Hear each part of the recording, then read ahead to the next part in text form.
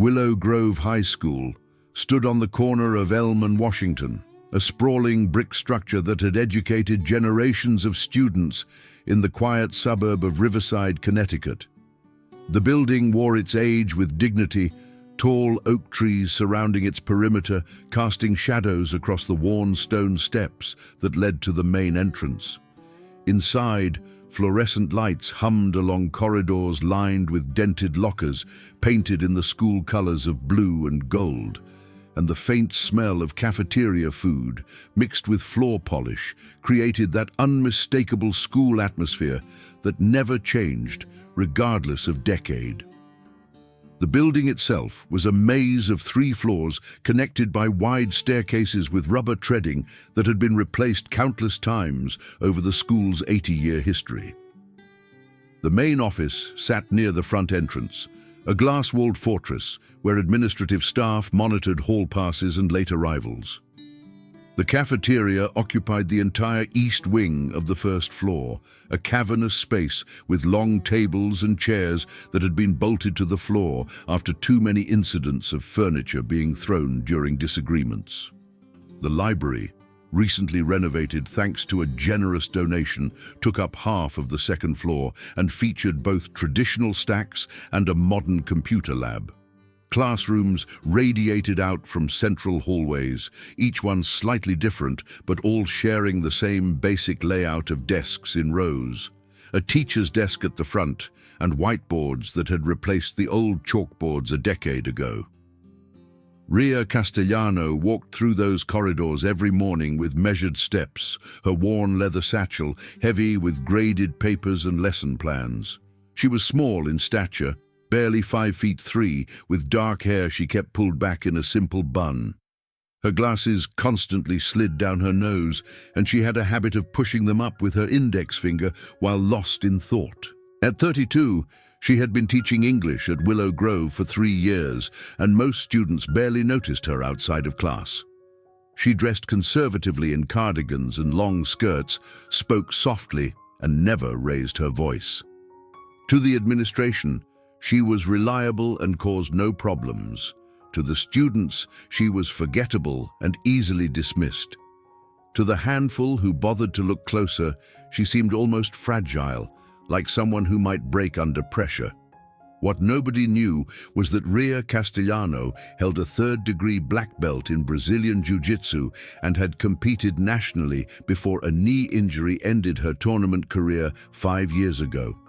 She still trained 3 times a week at Ricardo's gym, a small facility 30 miles away in Bridgeport, where nobody from Willow Grove would recognize her. It was her private sanctuary, the place where the quiet teacher became someone entirely different, someone powerful, focused, dangerous when necessary. On the mats, she was Professor Ria, respected by her training partners for her technical precision and calm under pressure. But she had made a conscious choice when she began teaching to keep that part of her life completely separate.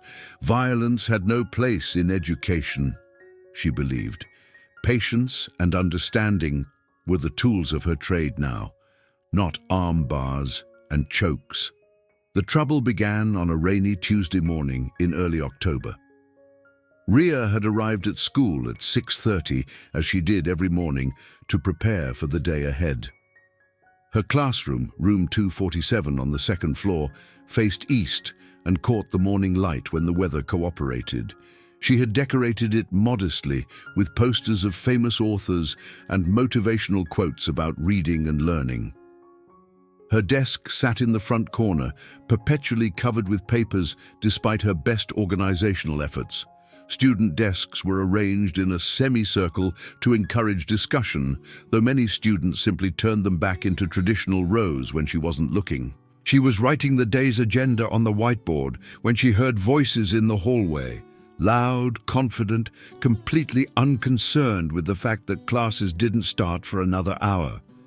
Through her open door, she saw them, a group of 4 students who moved through the school like they owned it. Dante Reeves was impossible to miss. 6'2" with broad shoulders that came from regular gym sessions with a personal trainer, he moved with the casual arrogance of someone who had never been told no in any meaningful way.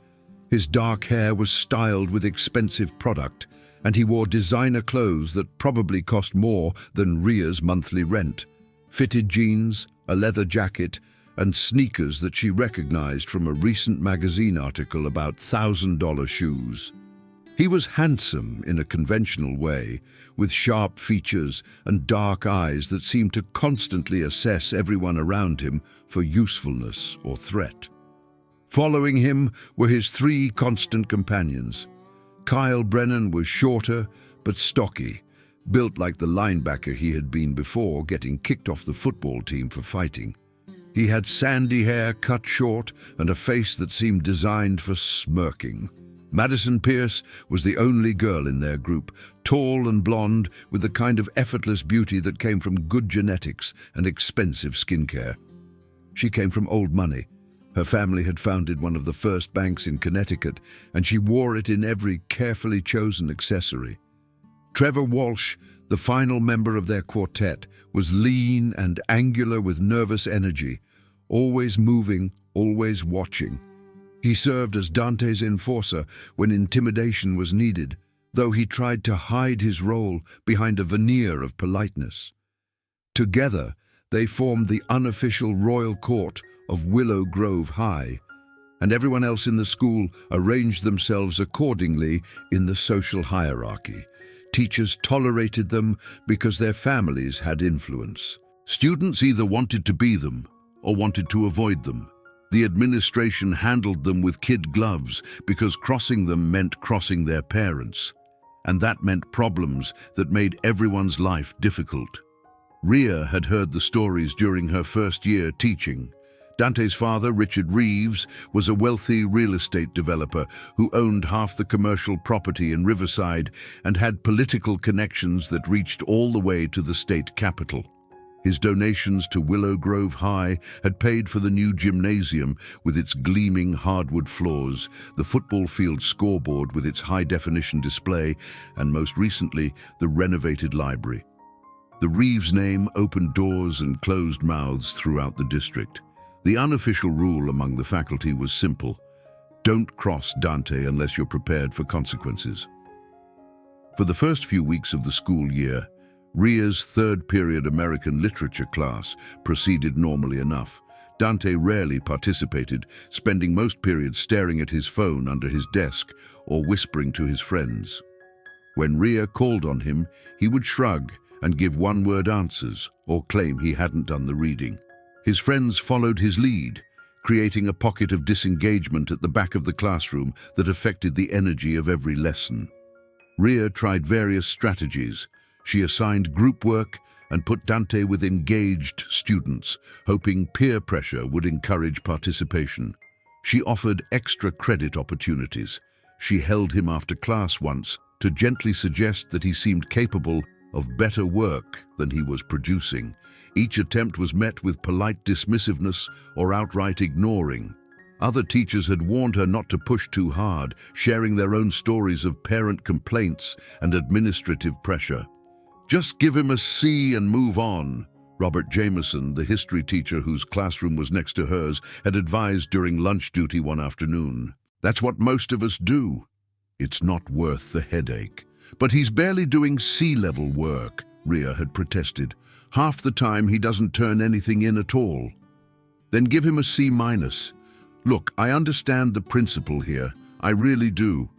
But some battles you can't win in a system that values donor money over academic integrity. Save your energy for the students who actually want to learn."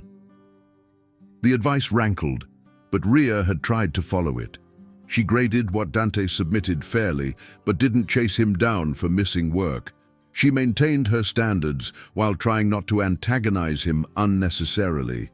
For a while, this uneasy détente held. Then came the Great Gatsby paper. Ria had assigned a 5-page analytical essay examining symbolism in Fitzgerald's novel, worth 20% of the term grade. She had given students 3 weeks to complete it, offered office hours for help, and provided detailed guidelines about what she expected. When the due date arrived, most students turned in solid work that showed genuine engagement with the text. Dante's essay was 3 pages long, poorly formatted, and appeared to have been written the night before. His single source was SparkNotes, which he had cited incorrectly. The analysis was superficial at best, missing the entire point of the assignment. Ria read it twice, trying to find something to give him credit for. But there was no avoiding the truth. It was C- work, and she was being generous with that assessment. She returned papers the following Monday, handing them back at the start of class. Most students flipped immediately to the final page to see their grades. Ria watched Dante's face as he looked at the C- marked in red at the top of his essay, along with detailed comments explaining what was missing and how he could improve on the next assignment. His expression darkened immediately. The casual arrogance shifted into something colder and more focused. He crumpled the paper in one hand, the sound loud in the suddenly quiet classroom. "This is garbage," he said, his voice pitched to carry. "I spent hours on this paper." Ria kept her voice level and professional. The assignment required 5 pages of analysis with 3 cited academic sources. You wrote 3 pages with 1 source, and that source wasn't appropriate for academic work. The grade reflects what you submitted against the requirements I provided. "Yeah, well, my dad's not going to be happy about this." The threat was unmistakable, and everyone in the room heard it. Ria felt her stomach tighten, but she maintained her calm demeanor. She had dealt with difficult students before, though none quite like this. "Then perhaps we should schedule a conference to discuss your work and how you can improve on future assignments. I'm available after school most days, and I'd be happy to work with you." Kyle Brennan laughed from his seat, a sound designed to mock. "Come on, Miss Castellano. Everyone knows Dante doesn't need this class. His dad's already got him a position at the company after graduation. What's the point?" "Yeah," Trevor added, his tone friendly, but his words pointed. "Maybe you should reconsider that grade. Would hate for there to be any problems. Teachers have left Willow Grove for less." The classroom atmosphere had shifted completely. Students who had been focused on their own papers were now watching intently, waiting to see how Ria would respond. This was a test, she realized with absolute clarity. How she handled this moment would define the rest of her year, possibly her entire time at Willow Grove. If she backed down, she would lose whatever authority she had. If she stood firm, she was courting trouble from people with far more power than she possessed. "The grade stands," Ria said firmly. "Academic standards apply to everyone equally. If anyone has concerns about their performance, I encourage you to take advantage of my office hours. We can discuss strategies for improvement." Now, let's move on with today's lesson. Everyone please turn to Chapter 7 in your texts. She turned to write on the whiteboard, forcing herself to keep her hands steady despite the adrenaline flooding her system. Behind her, she heard Dante mutter something that made his friends snicker. She pretended not to hear, focusing on writing the discussion questions she had prepared. The rest of the class period crawled by, every minute feeling like an hour. When the bell finally rang and students filed out, Ria sank into her desk chair and pressed her hands flat against the wooden surface to stop them from shaking. She had stood her ground, maintained her standards, but she knew with absolute certainty that there would be consequences. People like Dante Reeves didn't accept being told no, especially not in front of their peers. The retaliation began the next morning. Ria arrived at her classroom at 6:30 as always, and immediately noticed something wrong. Her whiteboard, which she had cleaned the previous afternoon, was covered with writing in permanent marker. The words, "Ms. Castellano is a joke," were scrawled across it in large letters, along with several other insults she forced herself not to read carefully. Her hands shook as she grabbed paper towels and cleaning solution from her supply closet, scrubbing furiously at the marker. It took 25 minutes of hard work to remove most of it, and even then, ghost images of the words remained visible if you knew to look for them. Students began arriving for first period, and several noticed her efforts to clean the board. "What happened, Miss Castellano?" asked Jenny Morrison, one of her better students. "Just some vandalism," Ria said, trying to sound unconcerned. "Nothing to worry about." But she was worried. When Dante walked into third period later that morning, he made deliberate eye contact with her and smiled, a cold smile that held no warmth or humor. Nothing was ever proven, but Ria knew with absolute certainty who was responsible. Over the following weeks, the incidents multiplied with disturbing frequency. Papers she left carefully organized on her desk would mysteriously disappear, forcing her to delay returning assignments while she searched or recreated grades from her digital records. Her favorite coffee mug, a gift from her mother with "World's Best Teacher" printed on it, vanished from the faculty lounge and turned up 3 days later in a trash can in the student parking lot. Someone scratched crude insults into the paint of her car door, carefully positioned in the one area of the teacher's parking lot that the security cameras didn't quite cover. Each incident alone seemed minor, deniable. Together, they formed a pattern of harassment that wore on Ria's nerves and made her dread coming to work. She documented everything in a private journal, dates, times, descriptions of each incident, though she wasn't sure what she could do with the information. Without proof, it was just her word against students from influential families. Principal Margaret Henderson was sympathetic, but ultimately unhelpful when Ria finally gathered the courage to report the situation. Henderson was in her late 50s, a career educator who had seen countless conflicts come and go during her tenure at Willow Grove. She listened to Ria's concerns in her office, a space dominated by filing cabinets and framed diplomas, her expression troubled but resigned. "I understand your frustration, Ria, I truly do. But without concrete evidence linking any specific student to these incidents, there's not much I can do. You know how delicate things are with certain families in this district. My hands are tied unless we catch someone in the act." "So, I'm supposed to just accept this? Accept being harassed in my own workplace?" Henderson sighed, looking suddenly tired and much older. "I'm not saying that. I'm saying you need to be strategic. Document everything, which you're already doing. Consider installing a camera in your classroom if you're concerned about further vandalism, though be aware that there are privacy concerns with recording students. And be very careful about making accusations without proof. The Reeves family has lawyers on retainer, and they're not afraid to use them. I've seen them go after teachers for defamation. The district won't back you up in a lawsuit." "That's not right." "No, it's not. But that's the reality of public education in a district that relies on private donations to supplement inadequate state funding. I wish I could tell you something different. Just keep your head down, focus on your teaching, and hopefully this will blow over once Dante loses interest." Ria left the principal's office feeling defeated and utterly alone. She thought seriously about quitting, about finding a position at another school district, maybe in a different state where the Reeves name meant nothing. But that felt like running away, abandoning not just her job, but the students who actually wanted to learn. Besides, she needed this position.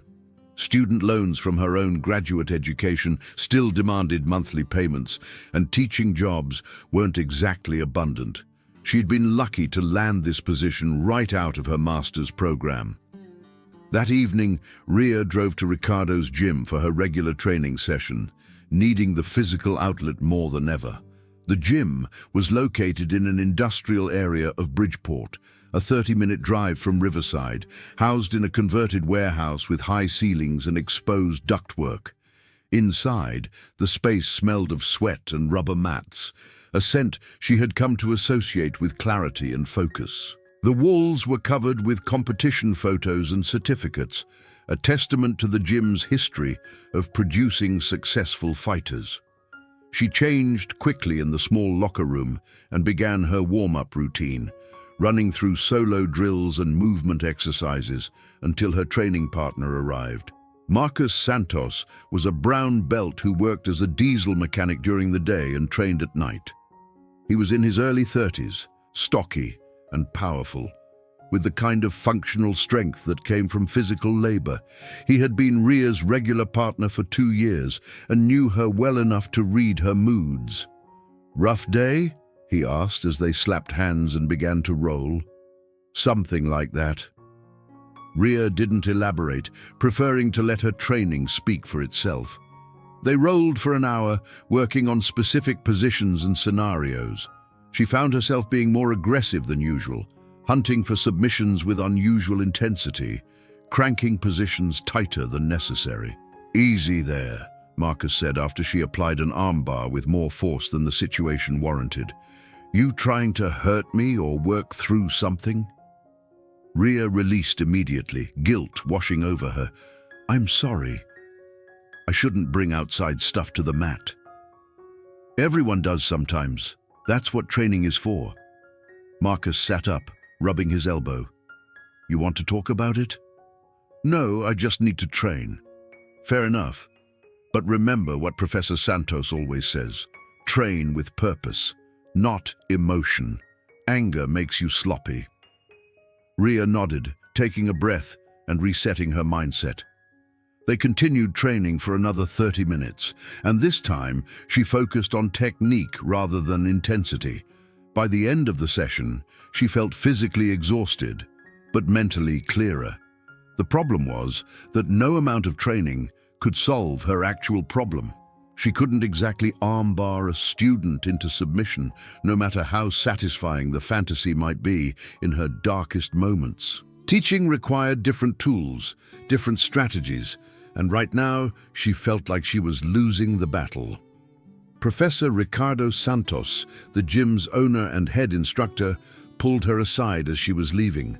He was a compact man in his early 60s, a coral belt with decades of competition experience etched into every movement.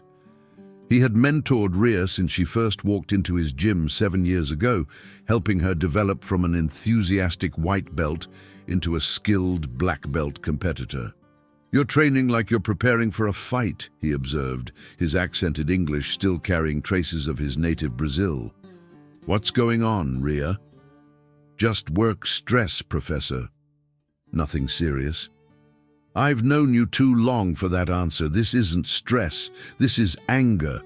I can see it in how you move, how you grip, how you attack positions. You're tight, wound up. That's not you." Something about his directness broke through her defenses. The whole story came pouring out. The grade dispute, the escalating harassment, the administration's refusal to help, the feeling of being trapped and powerless despite all her training and skills. Professor Santos listened without interrupting, his weathered face thoughtful. "You know, what we teach here isn't just about fighting," he said when she finished. "It's about control. Control of the situation. Control of your opponent, control of yourself. Right now, you're training like you want to hurt someone. That's not control, that's reaction. You're letting this student control you. So what am I supposed to do? Just let myself be pushed around?" "No. You stand up for yourself, but you do it with technique, not emotion, same as on the mat. You don't muscle through a position when you're tired or angry. You use leverage, timing, strategy. You need to find the right technique for this situation, and getting emotional will only make you sloppy." His words stuck with her during the drive home. She had been so focused on enduring and documenting that she hadn't really thought strategically about how to change the situation.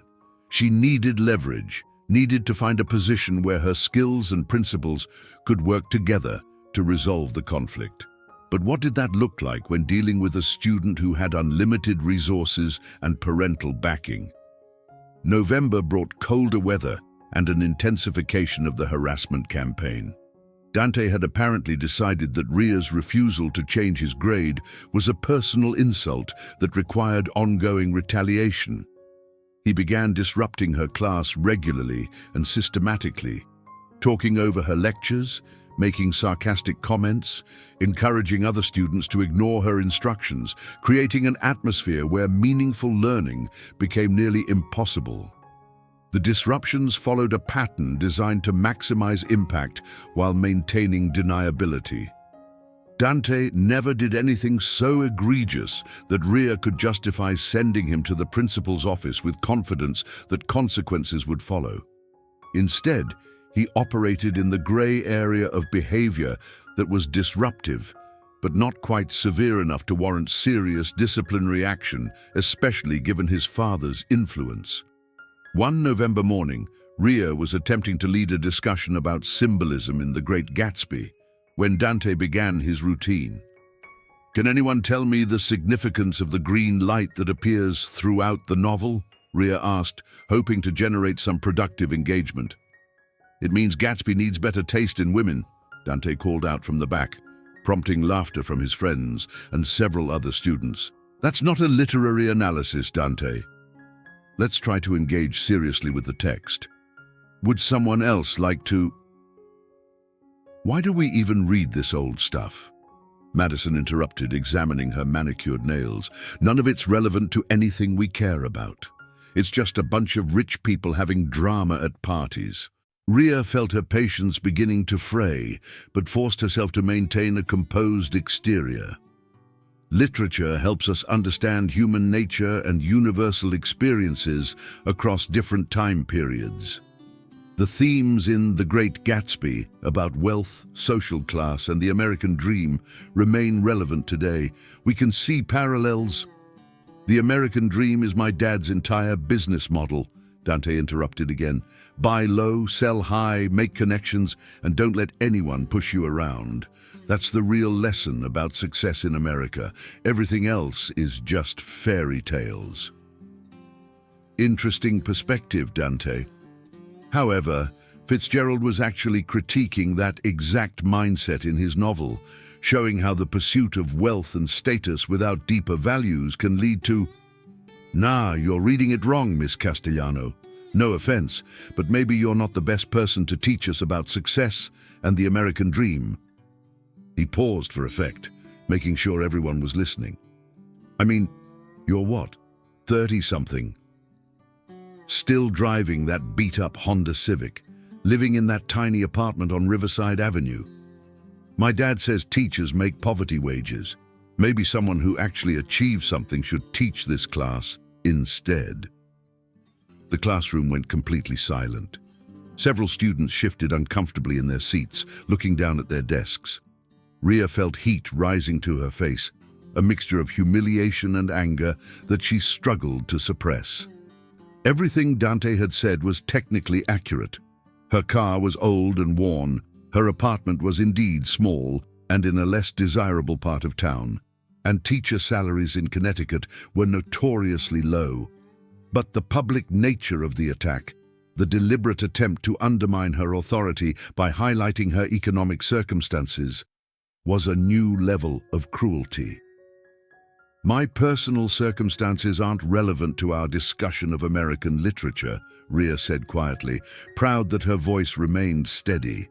"Now, if we can please return to the text and focus on Fitzgerald's actual arguments rather than making personal comments, I'd like everyone to open their books to chapter 7 where—" "I'm just saying," Dante continued, apparently not finished with his attack, "maybe we should have guest speakers who actually know about success, like my dad. He'd probably be willing to come in and talk about real achievement instead of just analyzing books about it. That would be more educational." "That won't be necessary. Everyone, please turn to page 132 in your textbooks." Dante leaned back in his chair, arms crossed, wearing a satisfied smirk. He had drawn blood, metaphorically speaking, and he knew it. Several students were watching Ria with expressions ranging from pity to contempt. She had been publicly diminished, her authority questioned, Her life circumstances held up for ridicule, and there was nothing she could do about it that wouldn't make things worse. Ria pushed through the rest of the period on autopilot, going through the motions of teaching while her mind raced with humiliation and fury. When the bell finally rang, students filed out quickly, many avoiding eye contact with her.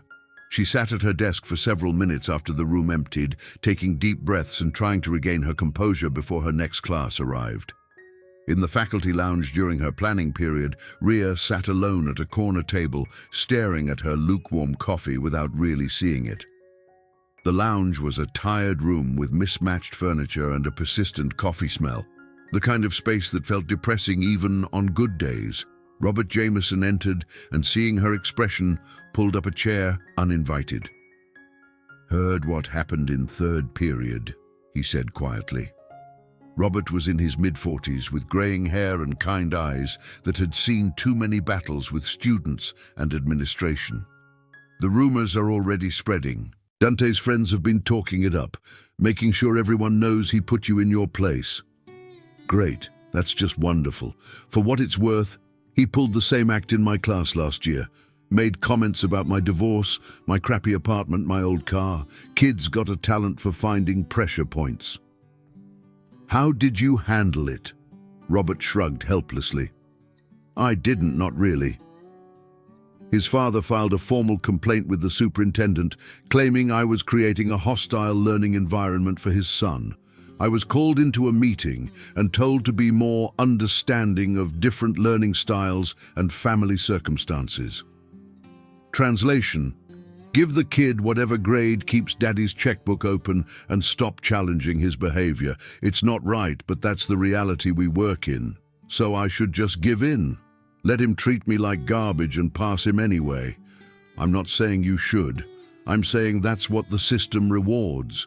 Pick your battles carefully, Ria. Some you genuinely can't win, not in a structure that values donor money and parental satisfaction over teacher welfare or academic integrity. Robert stood up, patting her shoulder with genuine sympathy. "I'm sorry.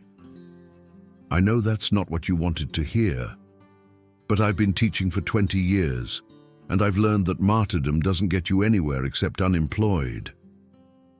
After he left, Ria sat in the empty lounge, wrestling with feelings that were becoming increasingly familiar: helplessness, anger, frustration at a system that seemed designed to protect bullies as long as they came from the right families.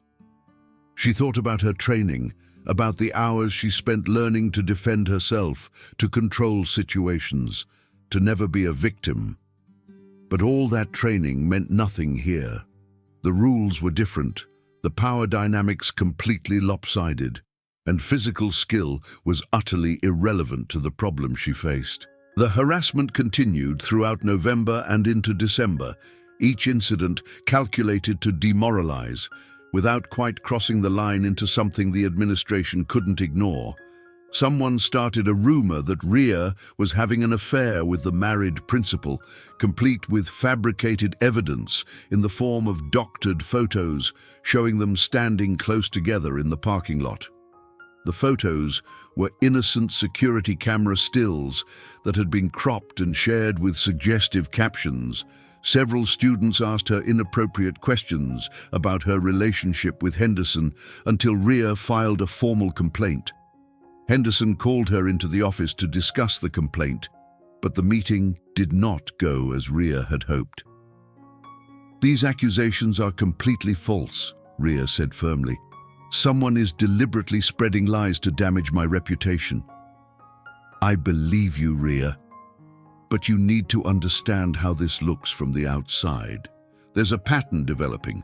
First the grade conflicts, then the vandalism reports, now these rumors. Some people on the school board are starting to wonder if you're the common factor in all these problems." "You think I'm making this up? Creating problems for myself?" "I think you're in a difficult situation that may not have a good solution within the current system. Off the record, I believe Dante and his friends are targeting you, but I can't act on belief. I need proof, and they're smart enough not to leave any. The best advice I can give you is to maintain absolute professionalism, avoid any situation that could be misconstrued, and wait for them to make a mistake. And in the meantime, I just accept being harassed? Henderson's expression was genuinely pained. I wish I had better answers for you. But yes, essentially that's what I'm saying. Document everything, cover yourself, and hope this blows over when they graduate or find a new target. It's not fair, but it's the reality. Ria left feeling more alone than ever. The system wasn't just failing to protect her, it was actively suggesting that she might be the problem. She wondered how many other teachers had sat in Henderson's office receiving the same advice.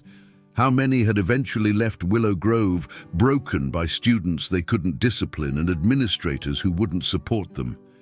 December brought an unexpected development that would ultimately change everything. Connor Holloway. Ria met Connor at the faculty holiday party, an annual event hosted by Linda Chen, the school's art teacher. Linda lived in a renovated Victorian house in the nicer part of Riverside, and her parties were known for being actually enjoyable, unlike most mandatory faculty events. Ria almost didn't attend, feeling too worn down to be social, but Linda had insisted, saying she needed to get out and remember there was life outside of Willow Grove's problems. Connor was there as Linda's neighbor and friend, tall and friendly, with an easy smile and laugh lines around his eyes. He worked as a consultant for a local tech company, helping businesses optimize their data management systems. They ended up in the same corner of Linda's crowded living room, both avoiding the aggressive holiday spirit of the louder party guests, and discovered a shared love of classic literature. "So you actually enjoy teaching?" Connor asked after they'd been talking for half an hour. "I always thought it would be incredibly frustrating, especially with teenagers." "It has its moments," Ria admitted, not wanting to unload her current troubles on someone she'd just met. "But when you see a student really grasp something, really connect with a piece of literature in a way that changes how they see the world or themselves, there's nothing quite like that feeling. It makes all the frustrating parts worthwhile." That's actually beautiful. Most people I know just talk about their jobs in terms of salary, benefits, and counting down to retirement. It's refreshing to meet someone who talks about their work with genuine passion. They talked for 2 more hours, long after the party had peaked and begun winding down. Connor asked thoughtful questions and actually listened to her answers, making observations that showed he was genuinely interested in what she had to say. When the party ended, they exchanged numbers, and Connor called her 3 days later to ask her to dinner. Ria surprised herself by accepting. She had been so focused on surviving work and maintaining her training schedule that dating had fallen completely by the wayside. The few relationships she'd attempted since college had fizzled out, partly because she kept her jiu-jitsu training secret, and partly because she struggled to balance the demands of teaching with personal life. But something about Connor felt different, easier, more natural. Their relationship developed slowly over December and early January. Connor was patient and thoughtful, always asking about her day and actually listening to her responses instead of waiting for his turn to talk. He didn't press when she deflected questions about her hobbies or where she spent her evenings, accepting her need for privacy around that part of her life. Ria found herself opening up more than she had with anyone in years, though she still kept her training completely secret. That felt too personal, too much a part of her private identity to share with someone she was just beginning to know and trust. The problem was that Dante noticed, and in noticing, found a new pressure point to exploit. It happened in the school parking lot on a Friday afternoon in late January. Ria was walking to her car after a particularly exhausting day when Connor pulled up to give her a ride to dinner. They had planned to try a new Italian restaurant in Hartford, and Connor had offered to drive since her car was making concerning noises that she couldn't currently afford to have diagnosed by a mechanic. As she got into his well-maintained SUV, laughing at something he said, she caught movement in her peripheral vision. Near the back of the parking lot, Dante and his friends were clustered around Dante's expensive sedan, watching her. At the time, she thought nothing of it. Students saw teachers leave school every day. But she had underestimated how closely Dante monitored her life, looking for any new vulnerability to exploit. Monday morning arrived with an unmistakable shift in atmosphere. Students whispered and looked at her differently as she walked through the halls. The conversation stopped when she approached, then resumed with barely concealed laughter after she passed. Something had happened over the weekend, some new rumor or story, but Ria couldn't immediately identify what it was. Third period clarified everything. Dante walked into class with a new energy, an excited maliciousness that set Ria's nerves on edge. He waited until everyone was settled before launching his attack. "So, Miss Castellano," he said loudly, making sure the entire class would hear. "Who was that guy picking you up on Friday?" "Your boyfriend. He looked pretty fancy with that nice car. Must make good money." Ria felt her stomach drop, but kept her expression carefully neutral. "My personal life isn't appropriate classroom discussion material, Dante. Everyone, please take out your homework assignments. We're going to discuss—" "Come on, we're just curious," Madison chimed in sweetly, her tone suggesting genuine interest, while her eyes glittered with malice. "You've been in such a better mood lately. We noticed. It's nice to see you happy for a change. Does he know you're a teacher? Some guys are into that whole authority figure thing, I've heard." A few students laughed uncomfortably. Others watched with the fascinated horror of people witnessing a car accident. "That's enough! Everyone needs to—" "What does he do?" Dante continued relentlessly. "He better make good money, because teachers sure don't, right? Or maybe that's why you're dating him. Smart move, actually. My dad always says teachers who are good at math marry rich." "Dante, I'm going to say this one final time. My personal life is not classroom discussion material. One more comment and you'll be visiting Principal Henderson. Do you understand?" Ria's voice came out sharper and more forceful than she had intended, surprising herself as much as the class. She had spent months maintaining careful neutrality, never raising her voice, always de-escalating. But something about the attack on her personal life, on her relationship with Connor, had triggered a response she couldn't completely suppress. Dante's expression darkened immediately, the playful malice transformed into something colder and more calculating. She had challenged him directly, in front of his peers, asserting authority in a way that his wealth and influence usually prevented. In his worldview, she had essentially declared war. "Sure, Miss Castellano," he said slowly, his tone suggesting the conversation was far from over. "Whatever you say. Wouldn't want to upset you when you're having such a nice new relationship. Must be exciting for you." The rest of the class proceeded in tense silence, with students picking up on the threat implicit in Dante's words, even if they didn't fully understand the context. Ria knew she had made a mistake, had let her emotions show, had given Dante exactly what he wanted, evidence that he could get under her skin. She had violated one of Professor Santos's cardinal rules.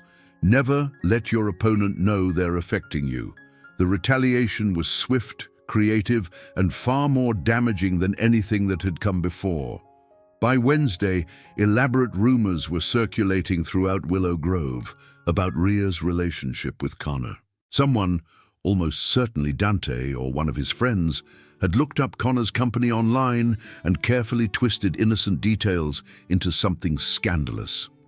The story spreading through school was that Ria was dating a wealthy tech executive, that she was gold-digging and trying to escape her poverty-wage teaching job, that she had set her sights on landing a rich husband who could provide the lifestyle she couldn't afford on her own. The rumors included fabricated details that were just plausible enough to be believable, claims that Connor drove a luxury car worth more than she made in 2 years, that they'd been spotted at expensive restaurants she couldn't possibly afford on her salary, that she was already talking about marriage and quitting her job. Madison Pierce seemed particularly enthusiastic about spreading this narrative, sharing it with anyone who would listen and embellishing details with each retelling. By Thursday, even other teachers had heard the rumors and were giving Rhea strange looks in the faculty lounge. The gossip had taken on a life of its own, morphing from a calculated attack into accepted social currency. "I heard she met him at some fundraiser for rich people," Rhea overheard one student saying to another in the hallway, like she was hunting for someone with money. "My sister says the guy owns a huge house in West Hartford." Teachers are so desperate. Students stared and whispered as Rhea walked past. Some expressions held contempt, others pity, but none showed respect. Even her own students in other periods seemed less engaged, as if the rumors had somehow invalidated her authority as an educator. The carefully constructed professional identity she had built over 3 years was crumbling under the weight of malicious gossip she couldn't directly refute without seeming defensive and making things worse. Connor noticed her increasing distress during dinner that Friday evening. They had planned to try a casual Mexican place in Riverside, but Rhea could barely taste her food. She pushed it around her plate, lost in thought, while Connor watched with growing concern. "You've barely touched your enchiladas, and you were excited about this place," he said gently. "What's wrong, Rhea? And please don't say nothing, because I can see something's been bothering you all week." Rhea hesitated, embarrassed to admit what was happening. It sounded so petty when spoken aloud, a teacher bothered by student gossip, but the cumulative effect of months of harassment had worn down her defenses. She found herself explaining everything. The ongoing campaign of harassment that had started with a grade dispute, the administration's refusal to help, the rumors now spreading about their relationship, the feeling of being under constant attack with no way to defend herself. Connor listened carefully, his expression growing increasingly concerned and angry on her behalf. When she finished, he reached across the table and took her hand. "This is workplace harassment, Rhea. From a student, yes, but it's still illegal harassment, creating a hostile work environment. You need to document everything and report this formally, not just to the principal, but to the superintendent, maybe even the school board. This can't be allowed to continue. I've tried reporting it. The administration won't act without proof. And this kid's family practically owns the school district. His father has donated hundreds of thousands of dollars. They have lawyers. I'm just a teacher they can replace." "Then go hire. Document everything. Get a lawyer of your own if necessary. There has to be a way to address this formally." "And what happens then?" "They'll investigate. Find nothing concrete because these kids are too smart to leave evidence, and I'll be labeled a troublemaker who can't control her classroom. I'll lose my job or get pushed out, and nothing will change for the next teacher this kid targets. The system protects him, not me." Connor squeezed her hand, frustration evident in his face. "There has to be something we can do. This isn't right. You shouldn't have to accept being treated this way." "I'm working on it," Rhea said, appreciating his support, even as she felt the hopelessness of her situation. "I'm documenting everything, building a case. I just need to be smart about when and how I use it." What she didn't tell Connor was that she had started keeping meticulous records of everything. Every incident, every comment, every disruption, all dated and described in detail. She had set up a hidden camera in her classroom, small, disguised as a clock, to catch any vandalism or other incidents that might occur when she wasn't present. She recorded videos of her empty classroom at the start and end of each day, creating a time-stamped record of its condition. She saved every email, every assignment submission, every grade with detailed notes about why it was awarded. She was building a comprehensive case, slowly and methodically, even though she wasn't yet sure how she would ultimately use it all. But she felt better having the documentation, having some sense of control in a situation where she had precious little. February brought new lows in the campaign against her. Someone created a fake social media account using Ria's name and posted a series of inappropriate comments that appeared to be from her. The account used a profile picture that was clearly her, probably taken from the school website, and posted content that was carefully crafted to cause maximum damage while maintaining some plausibility. Nothing explicitly fireable, no profanity, no overtly inappropriate content, but comments that were just off enough to raise questions. Posts about being frustrated with entitled students and administrative cowards. Comments about how dating up was the smartest thing she'd ever done. Complaints about her poverty wage and how she deserved better than this dump of a school. None of it was extreme enough to be obviously fake, which made it even more dangerous. Someone unfamiliar with Ria might believe she had actually posted those things in a moment of frustration or poor judgment. And that was exactly what happened. Principal Henderson called her into the office on a Tuesday morning, her expression grave. "Ria, we need to discuss some social media posts that have been brought to my attention." Ria's blood ran cold as Henderson showed her printed screenshots of the fake account. "Those aren't from me. I don't even have public social media accounts. Someone created that profile using my name and picture. Can you prove that? Can I prove I didn't make posts?" How exactly does one prove a negative?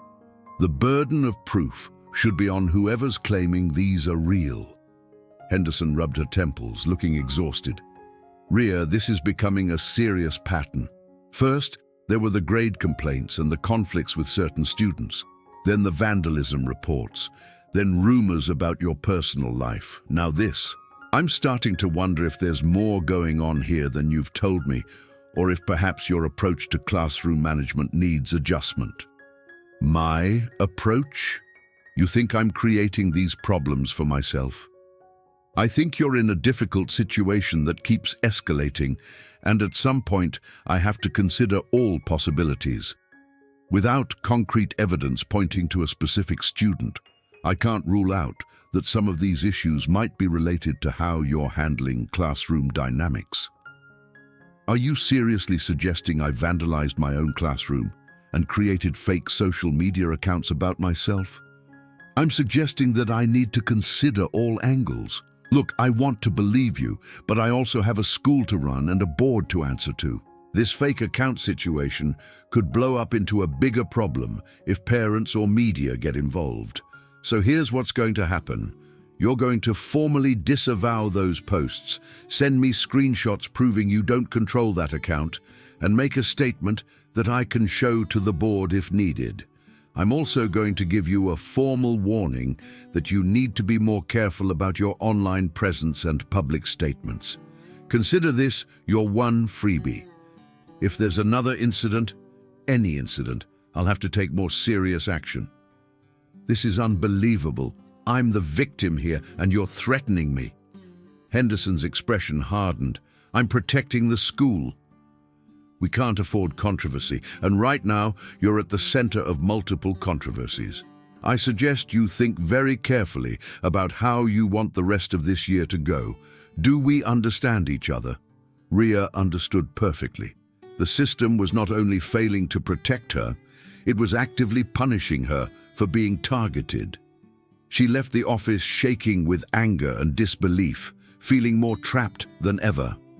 That night, she trained harder than she had in years, pushing herself beyond exhaustion, while Marcus and Professor Santos watched with concern.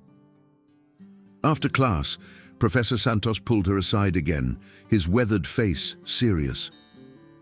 "You're training like you're preparing for a war," he observed. "This isn't technical training anymore. This is aggression looking for an outlet. What's happening, Ria?" And for the second time, she told him everything. The escalating harassment, the fake social media posts, the administration's response that blamed her for being a target. the feeling of being completely powerless, despite all her training and skills. Professor Santos listened carefully, nodding occasionally, his expression thoughtful. "You know, what we teach here isn't just about submissions and control," he said when she finished. "It's about strategy, about finding the right position to attack from. Right now, you're in a bad position, bottom mount with a skilled opponent applying pressure. You can't muscle your way out. You need technique, timing, leverage. You need to create the right opportunity. I don't understand what that means in this situation. I can't armbar a student." "No," Professor Santos agreed with a slight smile, "but the principles still apply. Find the leverage, wait for the opening. Don't react emotionally. Respond strategically. Your opponent is overconfident, attacking recklessly. Sooner or later they'll overcommit. That's when you capitalize." His words gave her something to think about during the drive home, though she still struggled to see how martial arts principles applied to her situation. She had leverage in the form of documentation, but using it felt like mutual destruction. Exposing Dante would likely cost her own job through the Reeves family's retaliation. She needed something more, something that would fundamentally change the dynamic instead of just escalating the conflict. The opportunity would come in March, though not in any way she could have predicted. The trouble had been building throughout February, but Dante had been smart enough to keep his actual academic work just barely above failing. He turned in minimal assignments, participated occasionally when forced, and maintained the facade of a struggling student rather than one deliberately tanking the class. But as March approached, a major research paper was due, worth 20% of the semester grade. RIA had announced it in January, provided detailed guidelines, offered multiple check-in opportunities to review outlines and drafts. Dante ignored all of it. She sent him email reminders. She announced deadlines in class. She even pulled him aside after class once to specifically ask about his progress and offer help. Each time, he brushed her off with vague assurances that he was working on it, that it would be done on time, that he didn't need any help. RIA documented every interaction, every offer of assistance, every deadline reminder. She knew what was coming. The due date arrived, a Friday in mid-March, and Dante submitted nothing. His friends turned in papers, some better than others, but Dante simply didn't show up to class that day. RIA sent him a final email stating that he had until midnight to submit for partial credit, that after midnight she would record a 0, and that this 0 would push his semester grade into failing territory, regardless of his performance on the final exam. Midnight came and went with no submission. Saturday morning, RIA logged the 0 in her gradebook, took screenshots showing the assignment details and her multiple reminders, and prepared herself for the inevitable fallout. Monday morning, Dante didn't appear in third period. Neither did Kyle, Madison, or Trevor. The classroom felt different without their disruptive presence. Lighter, more focused. Students who normally stayed silent participated in discussion. The lesson proceeded smoothly, almost easily. RIA allowed herself a moment of satisfaction, thinking perhaps Dante had finally pushed things too far and faced some consequences. That fantasy shattered during fourth period when a student aide appeared at her door with a note. "Principal Henderson needs to see you immediately. She said someone will cover your class." RIA's stomach knotted.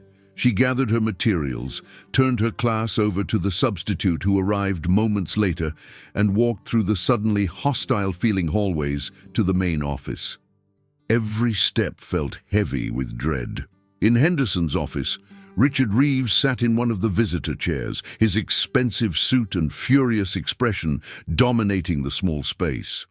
He looked like he'd come directly from his office or a business meeting, still carrying a leather briefcase and radiating the kind of controlled anger that wealthy, powerful people have mastered. Dante stood behind him, arms crossed, expression smug beneath a carefully maintained facade of injured innocence. "Miss Castellano," Henderson began, her tone formal and cold, "thank you for coming. Mr. Reeves has raised some very serious concerns about his son's treatment in your class." "I'm beyond concerns," Richard Reeves interrupted, his voice sharp and practiced at intimidation. "My son has told me everything about how you've been targeting him all year. Unfair grading, public humiliation, refusing to provide help when he asks for it, creating a hostile environment because you apparently have some personal problem with our family. And now you've failed him deliberately, out of spite, potentially jeopardizing his college acceptances." Ria took a deep breath, forcing herself to remain calm and professional despite her racing heart. "Mr. Reeves, your son received the grade his work earned. I have documentation of every assignment, every missing submission, every opportunity I gave him to seek help or make up work. He chose not to take advantage of those opportunities. Chose not to? Or was systematically discouraged by a teacher who had it out for him from day one. Dante tells me you've been making inappropriate comments about our family's wealth since October, that you've singled him out in class discussions, that you grade his work more harshly than other students. That sounds like discrimination to me. None of that is true. Your son has been disrupting my class for months. He's spread rumors about my personal life, vandalized my classroom and property, and... Are you calling my son a liar?" Richard Reeves' voice dropped dangerously low. "In front of witnesses?" Ria hesitated, aware she was on dangerous ground, but months of harassment, the administration's complete failure to protect her, and the injustice of being blamed for being a victim had pushed her past the point of careful political calculation. "I'm stating facts based on documentation I've kept all year. Your son received a 0 on a major assignment because he didn't turn it in despite multiple reminders and offers of help. I have emails, class announcements, and my gradebook to prove it. The grade is accurate and earned." Richard Reeves stood up, his heightened bearing designed to intimidate. "Let me tell you some facts, Miss Castellano. I've donated over $300,000 to this school district in the past 5 years. I've served on the school board. I have the superintendent's personal cell number, and we golf together monthly. My lawyers are on retainer and eager to work. And you're a mid-level teacher with student loans and a Honda that's falling apart, who lives in a tiny apartment in the worst part of town." The casual cruelty of laying out her financial circumstances stung, but Ria forced herself not to react visibly. "You are in no position to fight this," Reeves continued. "I want you fired. Today. Or my family's financial support for this school ends immediately, and I'll make sure every other wealthy family in this district knows that Willow Grove High allows incompetent teachers to damage students' futures. We'll see how long this school survives without donor funding." Henderson looked stricken, caught between conflicting pressures. "Mr. Reeves, I understand you're upset, but we have procedures we need to follow. I can't simply fire a teacher without..." "I don't care about your procedures. I care about my son's education and his future. This woman is standing in the way of both." He turned back to Ria, his voice cold and final. "You're finished here. Start looking for another job, because after I'm done, you won't be able to work in this state again. I'll make sure of it." "Is that all?" Ria heard herself asking, surprised by how calm her voice sounded despite the terror beneath. "For now, but expect a call from Human Resources today. The superintendent and I will be meeting this afternoon to discuss appropriate action. I suggest you start clearing out your classroom." Richard Reeves picked up his briefcase and gestured to Dante. "Let's go. This is beneath us." They walked out, leaving Ria standing in Henderson's office with her career imploding around her. "Ria," Henderson began. "Don't. Just don't." Ria turned and walked out before Henderson could continue, before she said something that would make everything worse. She walked back to her classroom in a daze, going through the motions of teaching her remaining classes on autopilot while her mind raced. By final bell, she had made a decision. She wasn't going down without a fight, and she wasn't going to let Dante destroy the next teacher he targeted. That evening, Ria called her friend Shanice Williams, a lawyer she'd known since college, who specialized in education law and employment discrimination. Shanice had gone on to law school, while Ria pursued her master's in English education. But they'd stayed close, meeting for dinner every few months to catch up. Ria laid out the entire situation, then sent over the comprehensive documentation she'd been building for months. Shanice reviewed everything while they stayed on the phone, occasionally asking clarifying questions. Finally, she spoke. "You have a solid case for hostile work environment and discrimination based on the school's failure to protect you, despite clear evidence of ongoing harassment. The administration's refusal to act while threatening you with consequences is textually textbook retaliation. But Ria, you need to understand what you're getting into. Fighting this means going to war with people who have significant resources and connections. It's going to get ugly, expensive, and stressful. There's no guarantee you'll win, and even if you do, you might not want to work there anymore. It's already ugly, and I can't afford expensive. I'll work pro bono as a friend, but that's not the only cost I'm talking about. Your mental health, your reputation, the toll this will take on your personal life. Those costs can't be measured in dollars. What are my alternatives? Let them fire me.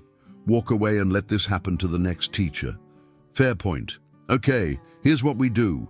We file formal complaints with the State Education Department, the EEC for workplace discrimination, and we prepare documentation for potential media exposure. If the district wants to fire you, they're going to have to do it publicly, with scrutiny. We make this costly for them in every way that matters: reputation, legal fees, potential loss of federal funding if discrimination is proven. We make it easier to protect you than to cave to pressure from wealthy donors. They worked until past midnight, preparing documentation and drafting formal complaints. Ria felt simultaneously terrified and empowered. She was finally taking meaningful action instead of just enduring and documenting. But she knew the next few weeks or months would be brutal. Wednesday morning arrived with Ria preparing to implement her legal strategy, but something completely unexpected happened first. She arrived at school at her usual 6:30 to find Dante waiting outside her classroom. His friends weren't with him. He was alone, leaning against the wall, and he looked different somehow. The casual arrogance was gone, replaced by something that looked almost like exhaustion or defeat. When he saw her, he straightened up, hands shoved in his pockets. "Can I talk to you?" he asked quietly. Every instinct Ria possessed screamed at her to refuse, to walk past him into her classroom and lock the door. But curiosity won out, mixed with a strange sense that this moment was important in some way she couldn't yet define. "Make it very quick. I have a class to prepare for." They stood in the empty hallway, early morning light filtering through the windows at the far end. For a long moment, Dante didn't speak. He seemed to be struggling with something internal, words he wasn't sure how to say. "I know what my dad said to you on Monday," he finally managed. "I was there, obviously, and I know everything I've been doing all year, the vandalism, the rumors, the disruptions, all of it. Then you know you've made my life hell for months." "Yeah." He looked at the floor, unable to meet her eyes. "I wanted to say, I'm sorry. I know that doesn't fix anything or make up for what I've done, but I need you to know that I actually mean it. I'm genuinely sorry." Ria stared at him, waiting for the punchline, the twist that would reveal this was just another manipulation. "Why now?" "Your father's already planning to have me fired. You won. Congratulations." "That's exactly why I'm here." Dante's voice held an edge of bitterness. I try to tell my dad to back off, to drop it, but he won't listen. He never does. He's already scheduled a meeting with the superintendent for Friday to discuss appropriate action regarding your employment status. He made air quotes, his expression pained. My dad thinks every problem can be solved with money and threats. And usually he's right, which is the worst part. And you're just now realizing this bothers you. I've always known it. I just didn't care before because it wasn't my problem. Dante finally looked up, meeting her eyes. You're not the first teacher I've done this to. There was Mr. Henshaw my sophomore year. He failed me on a term paper and my dad got him transferred to another school. And Miss Rodriguez before that. She gave me detention for cheating and ended up resigning after my dad made her life miserable. I helped him do it both times because it was easier than actually doing the work or facing consequences. So why tell me this now? What's different? Because you didn't quit or transfer. You stood up to my dad, called me a liar right to his face. Nobody does that. Even my mom. His voice cracked slightly. My mom would have done that. She's the only other person I've known who stood up to him.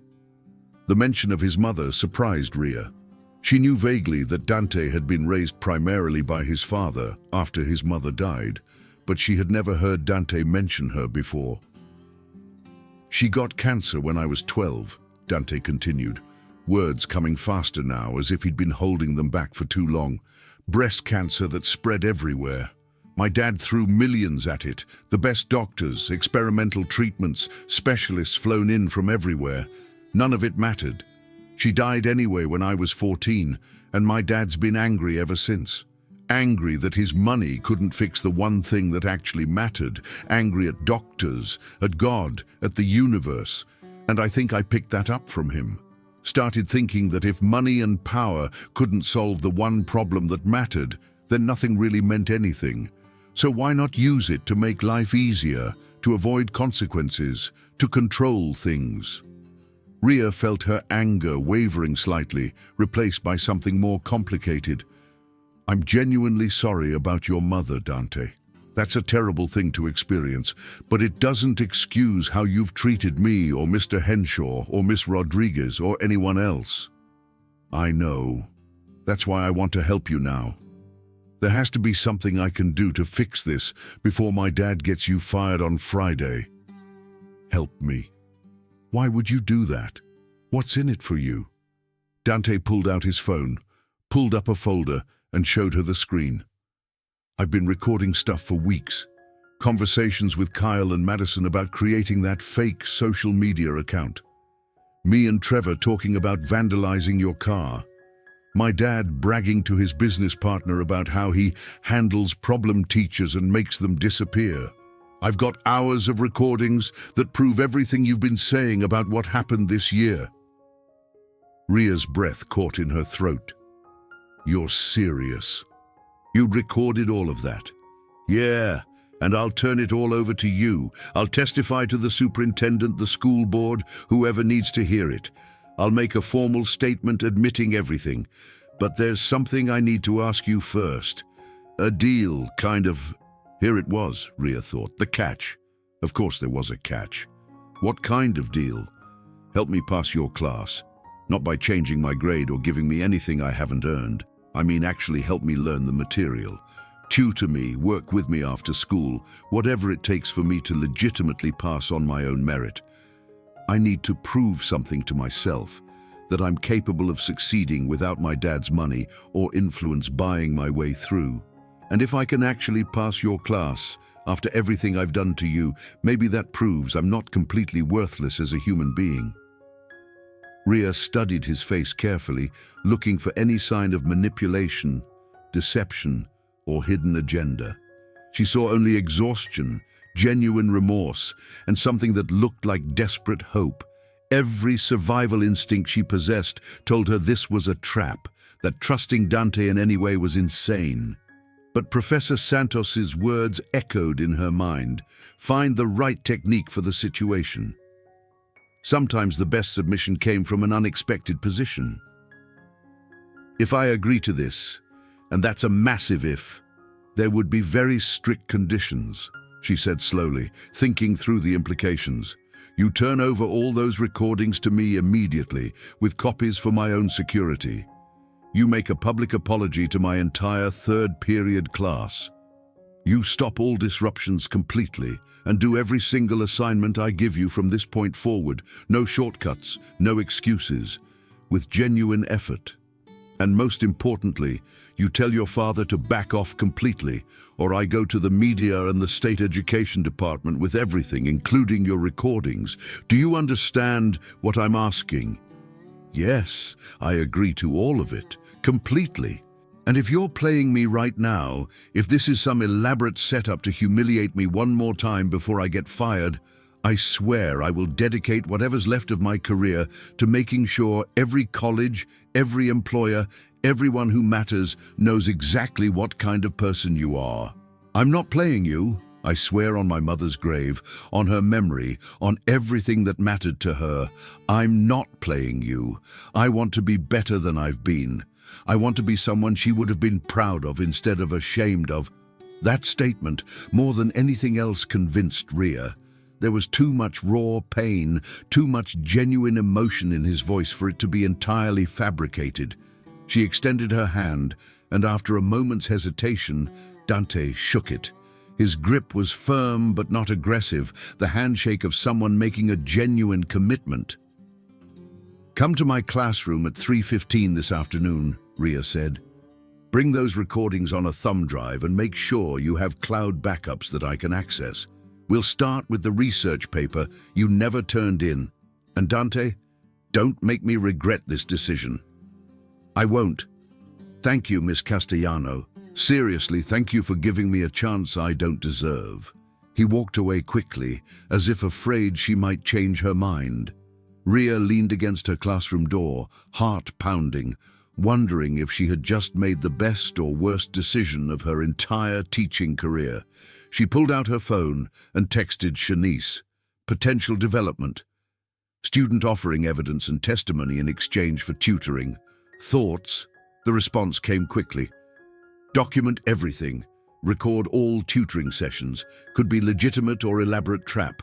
Proceed with extreme caution. That afternoon at exactly 3:15, Dante appeared in Ria's classroom carrying a backpack and looking nervous. She had set up a desk near hers and had laid out curriculum materials, the assignment guidelines for the research paper, and a schedule of topics they would need to cover for him to catch up. First, though, she needed the recordings. Dante pulled out a thumb drive and his phone. Everything's on here. Conversations, videos, audio files, all time-stamped and labeled. I also uploaded everything to a cloud folder, and I'm sharing access with you right now. He handed her a piece of paper with login credentials. The password is my mum's maiden name and her birthday. Nobody else knows that. Ria plugged the thumb drive into her laptop and began scanning through the files while Dante sat silently. There were dozens of recordings, conversations with his friends joking about the vandalism and social media account, Kyle discussing which rumors to spread and how to make them sound credible, a recording of Richard Reeves literally telling someone on the phone that he knew how to make problem teachers disappear, and it just took applying the right pressure.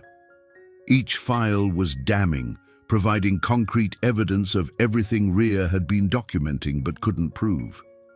This is comprehensive, she said finally.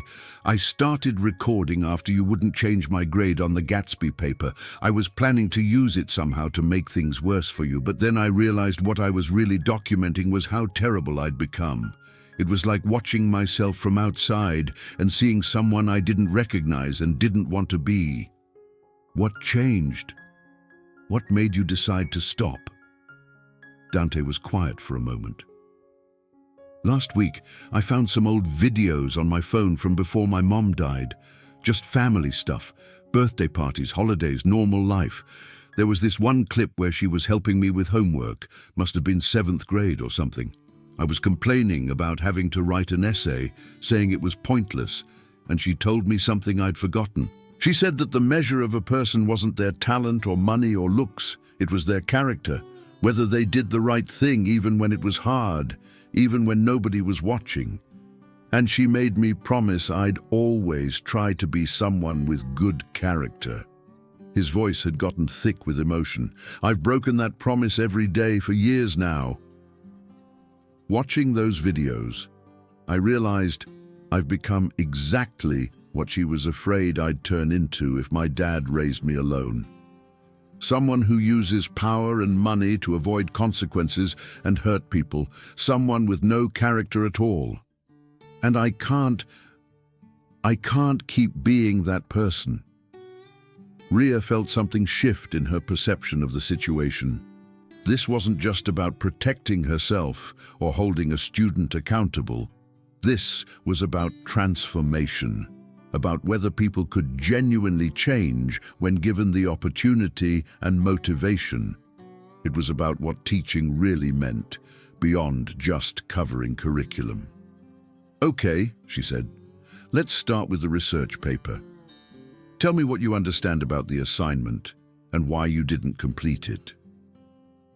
Over the next hour, Ria discovered something surprising. Beneath the entitled attitude and learned helplessness was a genuinely intelligent student who had simply never been required to actually try. When engaged properly, Dante could analyze literature thoughtfully, make connections between themes and real-world issues, construct logical arguments. He had just spent so many years having his father smooth every obstacle that he'd never developed the work ethic or personal discipline to push through difficulty.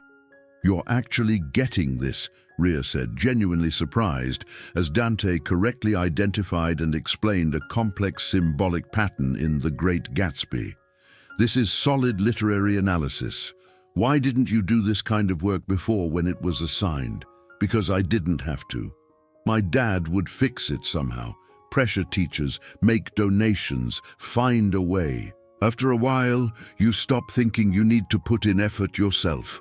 Why struggle with homework when Dad can make the problem disappear? Dante kept his eyes on the page, clearly uncomfortable with the admission. That's how everything in my life works. I mess up, Dad fixes it. I want something, Dad buys it. I hurt someone, Dad makes it go away.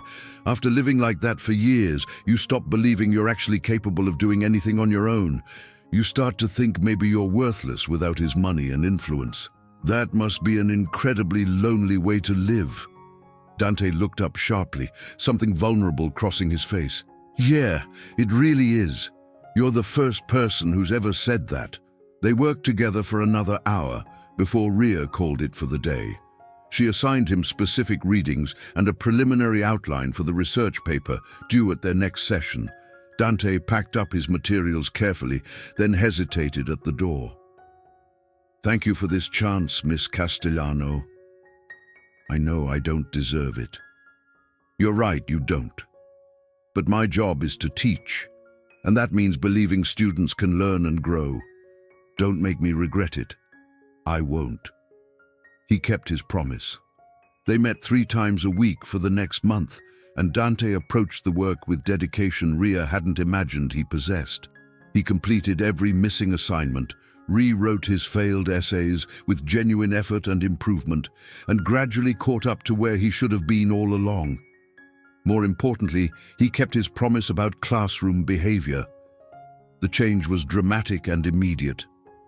Dante began arriving to class on time instead of late. He put his phone away and paid attention during lessons. He participated in discussions thoughtfully instead of disrupting them. He even completed the reading assignments. And when Madison tried to make another snide comment about Ria's car during a class discussion, Dante actually shut her down. Cut it out, Madison. That's not cool, and it's not relevant to what we're discussing. Madison stared at him like he'd grown a second head. What's gotten into you? I'm tired of being an asshole. You should consider trying it sometime. The classroom dynamic shifted completely. Without Dante's leadership and encouragement, Kyle and Trevor lost their edge and stopped the worst of their disruptive behavior. Madison eventually gave up trying to maintain the hostile atmosphere on her own. other students who had been silent witnesses to months of harassment started participating more actively, relieved that they weren't walking into a battlefield every day. The class gradually became what it should have been all along, a space for learning, discussion, and genuine engagement with literature. Connor noticed the dramatic change in Ria's demeanor almost immediately. She seemed lighter, less stressed, even hopeful in a way she hadn't been in months. "Something's different," he observed over dinner one evening in early April. "You're smiling again. Did something happen at school?" Ria told him the whole improbable story, Dante's unexpected apology and offer, the recordings that provided evidence of everything, their tutoring sessions, and his genuine transformation, how the classroom atmosphere had completely changed. Connor listened with growing amazement. "You're taking a huge risk trusting him," he said when she finished. "What if his father finds out you're helping him instead of just accepting whatever punishment they had planned?" Richard Reeves did find out. Dante told him. Apparently, there was an enormous fight, screaming threats, the whole dramatic scene.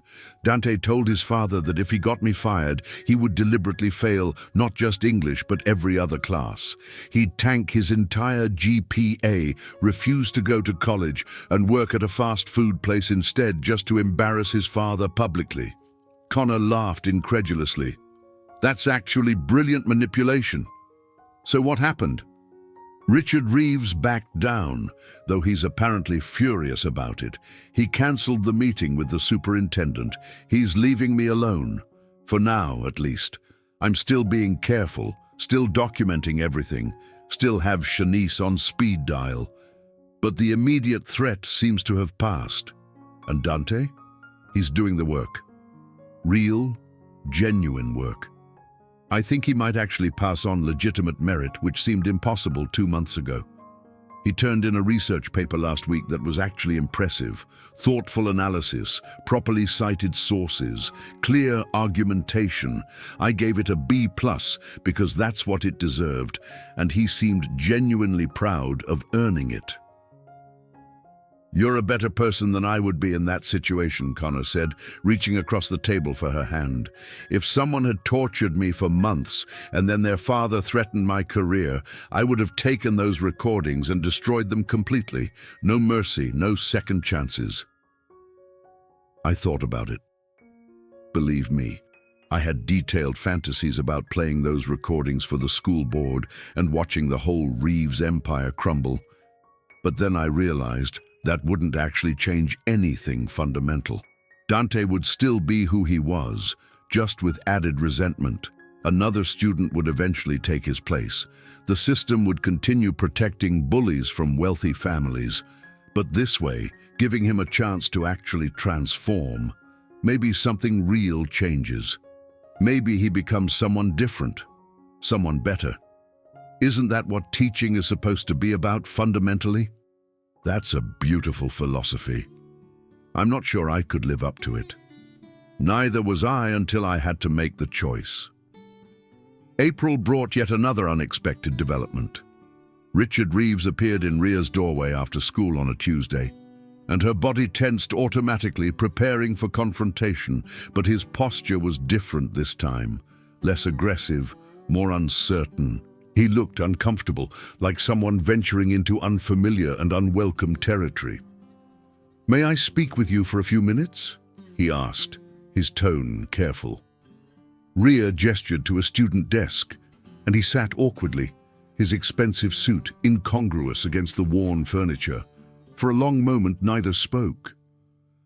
Ria waited, letting him take the lead since he had initiated this conversation. "My son tells me he's passing your class now," Richard finally said, "legitimately passing. Earning his grades through actual work. He is. He's doing good work, better than good actually. He's demonstrating real understanding of the material. He also told me what he did to you this year.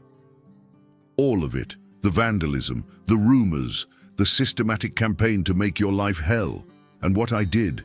Threatening you, trying to get you fired." Richard's jaw tightened. "I owe you an apology, Miss Castellano, a significant one." Ria remained silent, waiting. "I've spent years teaching my son that money and influence solve every problem. I've modeled throwing my weight around to protect him from consequences. I've bought his way out of trouble, intimidated teachers and administrators, made problems disappear with donations and threats. I've taught him, through my actions, that he doesn't have to face the results of his choices because Daddy will fix everything." Richard's voice became strained. "In doing that, I turned him into someone his mother would have been ashamed of. And someone I'm deeply ashamed of. Dante told me about his mother. I'm sorry for your loss. She believed in accountability, believed people should earn what they get in life through work and merit, not manipulation. When she got sick, I tried to buy her more time, the best doctors, experimental treatments, anything that might save her. But money couldn't fix it. She died anyway, and I think I've been trying to prove money could solve anything ever since. Using it like a weapon to control everything around me because I couldn't control the one thing that actually mattered most." Richard's voice broke slightly. "I failed her.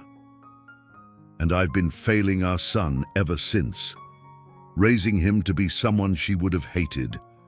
You weren't the only one failing him. The entire system enabled his behavior because of your money and influence. Administrators who should have held him accountable instead protected him. Teachers who should have demanded better just gave him passing grades to avoid problems. The whole structure was built to serve your interests instead of his actual needs." "I know, and I'm going to do something about that." Richard straightened, becoming more businesslike. "I've already spoken to Principal Henderson and the superintendent about new policies. Real accountability for student conduct, regardless of whose family is involved. Protected processes for teachers to report harassment without fear of retaliation. Actual consequences that aren't waived because of donations. It won't undo what happened to you, but maybe it prevents the next situation like this. That would be meaningful. Real change, not just apologies." Richard stood, extending his hand formally. "I don't expect forgiveness. I don't think I've earned that, and probably never will. But I want you to know that I respect what you've done for Dante. You've given him something I never could, the belief that he's capable of succeeding based on his own efforts and merit. You've shown him that genuine accomplishment means more than anything money can buy. Thank you for that." Ria shook his hand, still wary but willing to accept the gesture. "Your son is the one doing the work. I'm just providing guidance." After Richard left, Ria sat at her desk for a long time, processing the unexpected conversation. She thought about all the ways this year could have gone differently. She could have given in immediately, changed Dante's grade, and avoided the entire nightmare of harassment. She could have quit when things got difficult, walking away from a toxic situation. She could have used the recordings to destroy Dante and his father, getting revenge for months of suffering. But she had chosen a different path, standing firm on principles while remaining open to transformation. It was harder, more uncertain, required more courage than any of those alternatives. But maybe that was the point. The final weeks of school passed quickly. Dante continued his tutoring sessions faithfully and completed a final project that genuinely impressed Ria, a multimedia presentation analyzing social class and the American dream in 3 different pieces of American literature, including personal reflection on his own experiences with wealth and privilege. He presented it to the class with visible nervousness, and when he finished, several students actually applauded spontaneously. "That was really good, man," Kyle admitted afterward, clearly surprised. "I didn't know you could do stuff like that. Seriously impressive." "Neither did I until recently," Dante said, glancing at Ria. "Turns out you can surprise yourself when you actually try." On the last day of school, after final exams were complete and grades were submitted, Dante approached Ria's desk one final time. He handed her an envelope, thick with multiple pages. "What's this?" she asked. "Just read it later when you have time." Private. That evening, sitting on her small apartment balcony with a glass of wine, Ria opened the envelope and read, "Dear Miss Castellano, I don't think I've properly thanked you for what you did this year. Not just for tutoring me or helping me pass your class, but for giving me a genuine second chance when you had every reason and right to destroy me completely. You could have used those recordings to get me expelled, ruin my college prospects, damage my father's reputation and business, maybe even cause legal problems. You had the power to pay me back for every terrible thing I did to you, and nobody would have blamed you. Instead, you chose to teach me.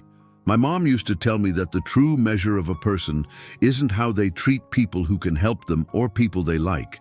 It's how they treat people who can't help them, people who have hurt them, people who don't deserve kindness. I didn't understand what she meant until this year. You couldn't help me in any way that mattered to my old way of thinking. You couldn't give me connections or money or influence or make things easier. All you could offer was teaching, actual teaching, not just grades. And that turned out to be worth more than everything else combined. I'm going to college now, not because my dad bought my way in, or because I manipulated the system. I'm going because I earned it through work. My SAT scores, my final grades, my college essay about transformation and accountability, all of it was legitimately mine. For the first time in my life, I've accomplished something real that nobody can take away or attribute to my father's money. That feeling is better than anything I've experienced before. I've decided to major in education. I want to become a teacher. I know that probably sounds crazy coming from me, but I figure if someone as patient and principled as you could deal with someone as terrible as I was, then maybe I can help some other screwed-up kid figure things out before they waste years being awful. Maybe I can pay forward the chance you gave me. I know I can't undo the damage I caused or give you back the months of stress and fear I put you through.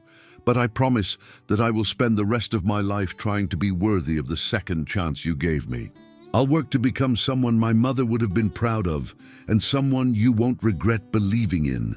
Thank you for not giving up on me when I gave you every possible reason to. Thank you for showing me that real strength isn't about power or money or control. It's about standing up for what's right, even when it costs you something.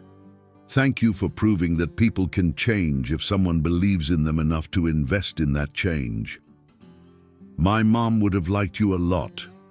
I wish she could have met you and seen what you helped me become. With genuine gratitude and respect, Dante Reeves, P.S. I'm donating my entire college fund interest from last year, about $40,000, to establish a teacher protection and support fund at Willow Grove, specifically to help teachers facing harassment or retaliation. My dad agreed after some very loud discussions. It's the least I can do. Ria found tears streaming down her cheeks. She folded the letter carefully and placed it in her desk drawer, alongside a small collection of notes from students over the years that reminded her why she became a teacher in the first place. These moments, genuine human connection, real transformation, lives changed through patience and belief. This was why teaching mattered. Not standardized test scores or district rankings or even salary. This. Connor found her there later, having let himself in with the key she'd given him last month. "You okay?" he asked gently, seeing her tears. "Yeah." She smiled through them. "Just thinking about how strange this year turned out. I spent months being systematically harassed and terrified, documented everything for what I thought would be a legal battle, prepared to fight for my career and dignity. And then the person causing all the problems offered me a deal, and I took it, and somehow we ended up here." She showed him the letter. Connor read it slowly, his expression changing as he absorbed the words. "This is remarkable. You changed someone's life fundamentally. That's incredible, Ria. I think he was ready to change, and I just happened to be there at the right moment. If he hadn't been ready, things would have ended very differently. I could have been fired, forced out, had my career destroyed. But you recognized that he was ready and had the courage to bet on it. That's wisdom and bravery most people don't possess. You stood your ground without becoming vindictive. You defended yourself without destroying your antagonist. That's extraordinary. Ria leaned against him, letting herself feel the relief and satisfaction of having survived an impossible year. She thought about all the moments when she could have responded differently, with violence or revenge or simply giving up. She thought about her secret training, the physical skills she had kept hidden, and how she could have used intimidation or even actual physical force to make Dante back off. But that would have made her the aggressor, would have betrayed every principle she held about teaching and human dignity. Professor Santos would have called it finding the right technique for the situation. She had stood her ground, maintained her boundaries, protected herself, but she had done it without descending to the level of her antagonist. She had found a way to transform conflict into growth, to turn an enemy into a student again. And in doing so, she had discovered that her real strength wasn't physical skill or technique. It was the moral courage to choose transformation over retaliation, to believe in redemption even when it seemed impossible. The following school year began with significant, meaningful changes at Willow Grove High. Principal Henderson implemented comprehensive new policies protecting teachers from harassment and establishing clear consequences for student misconduct, regardless of family connections or financial contributions. Richard Reeves had followed through on his promise, using his considerable influence to support rather than undermine these changes. The Teacher Protection Fund that Dante had established provided resources for educators facing harassment to access legal support and counseling without fear of retaliation or financial burden. Ria returned to her classroom with renewed confidence and energy. She still trained 3 times weekly at Ricardo's gym, maintaining her skills and physical conditioning, but she no longer needed that secret strength as an escape from professional helplessness. She had found her power in a completely different place, in patience, in teaching, in the willingness to believe in transformation and human capacity for change. Connor proposed to her in October during a weekend trip to the Berkshires. They hiked to a scenic overlook, and he got down on one knee with a simple, beautiful ring and a speech about how she inspired him to be better. She said yes without hesitation, feeling happier than she had in years. At their engagement party, hosted by Linda Chen at her lovely Victorian home, Connor asked her a question. "Do you still enjoy teaching after everything that happened?" This time, her answer was immediate and wholehearted. "Yes, more than ever, actually. Even after everything Dante put you through, especially after everything we went through together.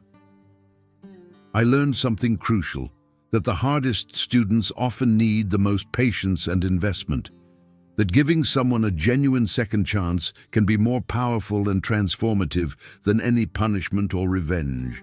That teaching isn't just about covering curriculum, it's about recognizing human potential and creating space for growth, even in unlikely circumstances."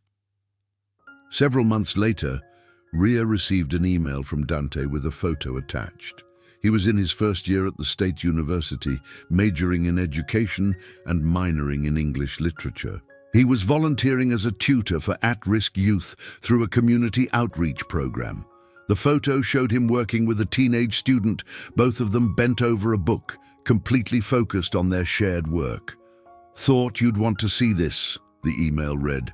"I told this kid the same thing you told me, that he's capable of more than he thinks, that real achievement comes from effort, not circumstances, that past mistakes don't define future potential. It's working for him the same way it worked for me. Thank you for showing me what real teaching looks like and for believing I could become someone better. I'm trying every day to deserve that belief." Ria saved the email and smiled, feeling a profound sense of satisfaction and rightness. She thought about all the possible endings to that terrible year, fired and broken, forced out of teaching entirely, consumed by bitterness and cynicism. Or alternatively, she could have won through revenge and destruction, using Dante's recordings to obliterate him and his father, proving her power through their defeat.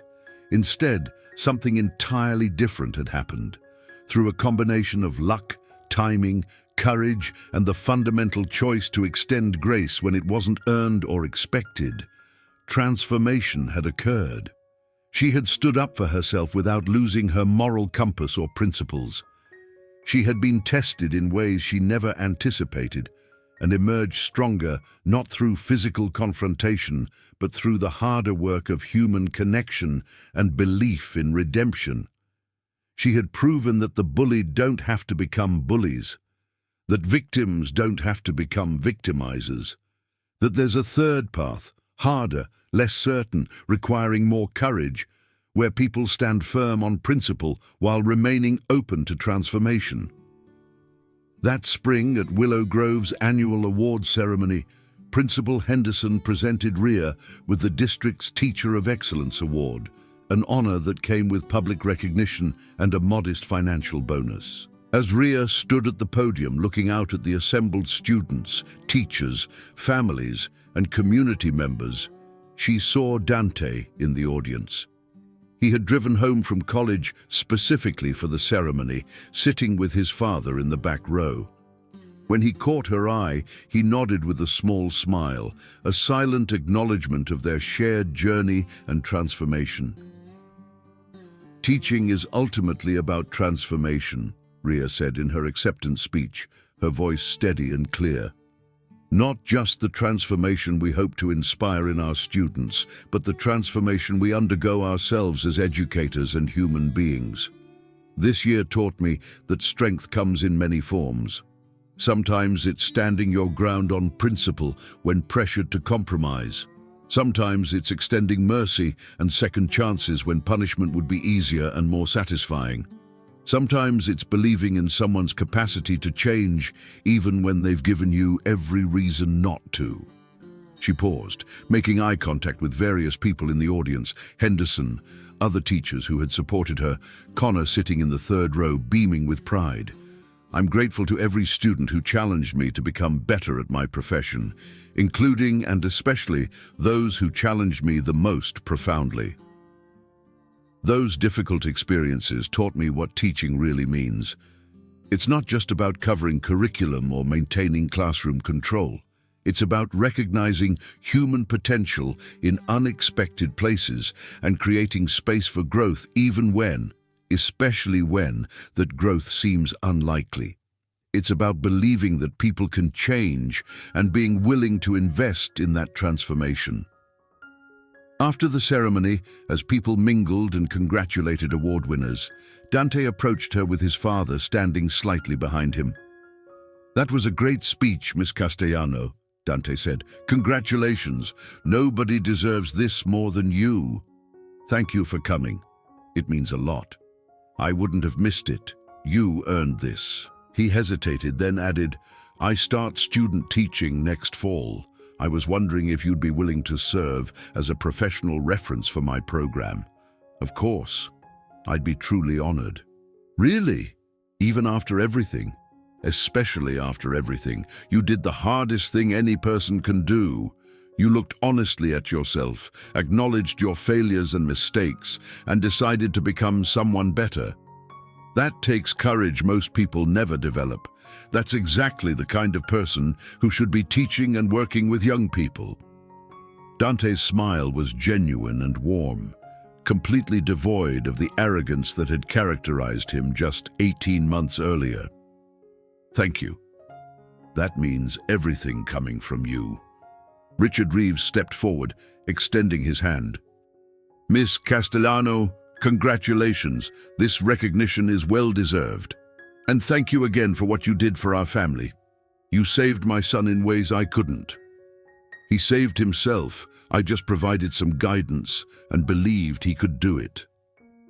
As they walked away, Ria watched them talking together, a father and son rebuilding their relationship on a foundation of accountability and genuine accomplishment rather than money and manipulation. Another small transformation, another ripple effect from that crucial choice she had made to believe in redemption. The evening wound down and people began leaving. Connor wrapped his arm around Ria's shoulders as they walked to his car. "I'm proud of you," he said. "Not just for the award, though that's wonderful, but for everything you've done this year. How you handled an impossible situation with grace and principle. I didn't always feel graceful. There were moments I wanted to destroy him, wanted to use every weapon at my disposal, but you didn't.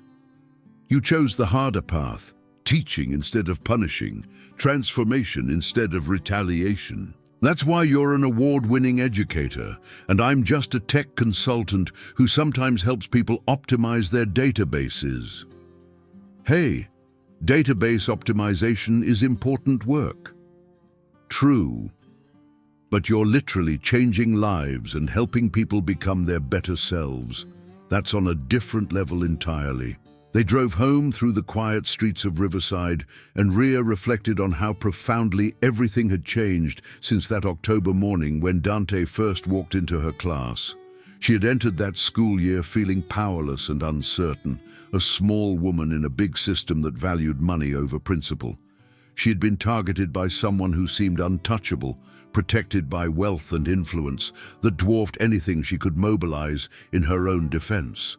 She had been tempted, genuinely tempted, to respond with the physical skill she kept hidden, to use intimidation or the threat of violence to make Dante back off.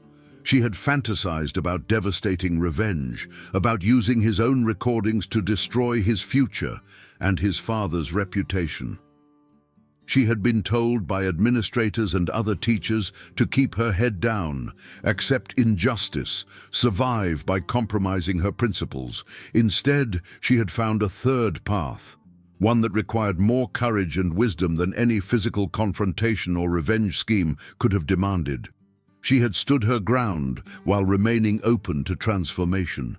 She had set firm boundaries while leaving room for redemption. She had defended herself while refusing to become what she opposed.